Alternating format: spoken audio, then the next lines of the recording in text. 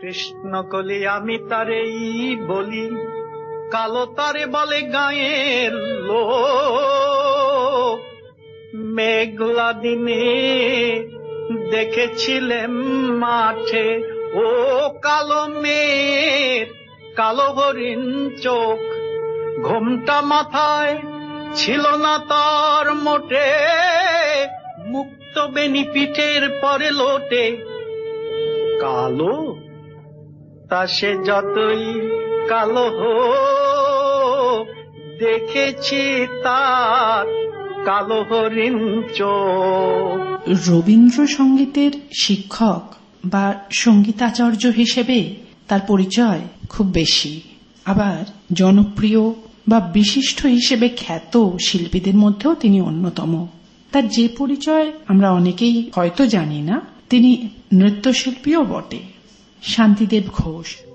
বনের পাখি বলে খাঁচার পাখি ভাই, বনেতে যাই দোহে মিলে।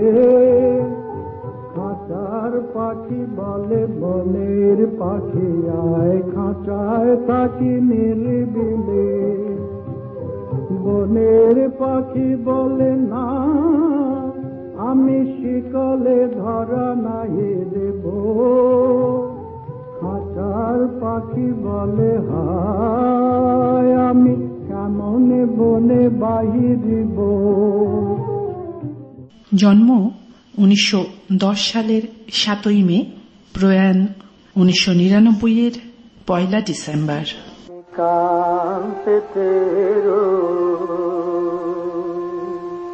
আমি কান পেতে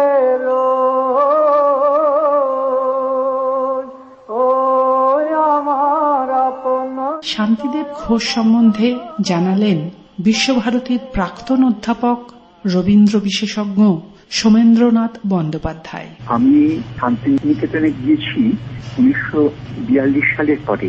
তখন আমি ছাত্র, মানে প্রবেশিকা পরীক্ষা দিয়ে ওখানে কলেজে, তখন নাম ছিল শিক্ষা ভবন, সেখানে ভর্তি হয়েছি। একটা খুব সুযোগ পেয়ে গেছিলাম। সেই সময় নাটকের মহড়া চলছিল উত্তরায়ণে, গুরুদেবের ঘরে। গুরুদেব ছিলেন না, কিন্তু আমাদের সময় আচার্য ছিলেন অবনীন্দ্রনাথ ঠাকুর। ওর উপস্থিতিতে বাল্মীকি প্রতিভা নাটকের রিহার্সাল ছিল। বাল্মীকি হয়েছিলেন শান্তিদেব ঘোষ। সেইটা আমার প্রথম দেখার সুযোগ ঘটে। আর গিয়েই ওকে দেখলাম, ওর গান শুনলাম, ওর অভিনয়। ছোট্ট একটি মেয়ে, মায়া তার নাম, সে বাড়িতে হয়েছিল। দারুণ ড্রামাটিক অভিনয় হচ্ছিল। সেই সময় আমার মনে আছে বালিকা একটা জায়গায় এত উত্তেজিত ছিলেন যে তার হাতের ওই খড়গটা সেই বালিকার কপালে লেগেছিল। খানিকক্ষণ বালিকাকে থামতে হয়েছিল। যখন গুরুদেবের জীবনী নিয়ে মানিকদা, মানে সত্যজিৎ রায় মশাই ফিল্ম করেছিলেন ডকুমেন্টারি শতবার্ষিকীতে, তখন ওই দৃশ্যটাকে আবার করা হয়েছিল। আমি তো সঙ্গীত ভবনের ছাত্র নয়, আমি শিক্ষা ভবনের ছাত্র, কিন্তু সেখানে আমাদের প্রায় নিয়মিত সঙ্গীত ভবনে যেতে হতো। কেননা প্রত্যেক ভবনের ছাত্রছাত্রীদের বক্তাকে নিজস্ব ভবনের দল নিয়ে গাইতে হতো। ফলে আমাদের গান শেখাটা বৈতালিকের জন্যই প্রায় আবশ্যক ছিল। আমরা শিক্ষা ভবন থেকে সঙ্গীত ভবনে গিয়ে ক্লাস করতাম। শান্তিদার ক্লাস তখন আমরা পাইনি, কেননা শান্তিদার সেই সময় প্রায় অল্প দিনের জন্য বাইরে ছিলেন।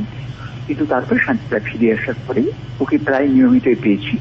আর অসামান্য কতগুলো অভিনয় দেখি। কাশের দেশ একবার, অনেকবার, বাল্মীকি, তাছাড়া অন্য অন্য নাটকেও তার গান তো থাকতেন।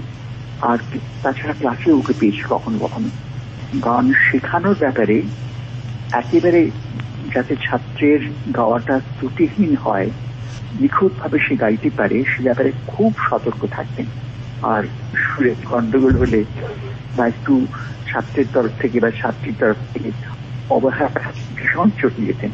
আর সবচেয়ে ভালো অভিজ্ঞতা যখন অভিনয় হতো, চিত্রাঙ্গদা, বাল্মীকি প্রতিভা ইত্যাদি, চন্দ্রলেখা, ওর নির্দেশ শুধু গানে নয়, নৃত্যে।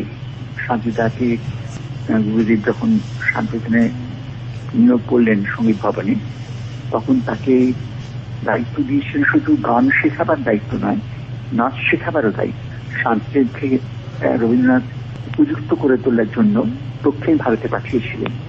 কথাকলি, কত্থক, ভারতনাট্যম এগুলোর চর্চা, এবং তারপর সেখানেও শেষ নয়, সিংহলে পাঠিয়েছিলেন ক্যান্ডি নাচ শেখার জন্য। বারবার আমরা একই কথা বলে থাকি, শিল্পীদের যাওয়া যাওয়া নয়, তারা ফিরে আসেন তাদের গানে, তাদের সৃষ্টিতে।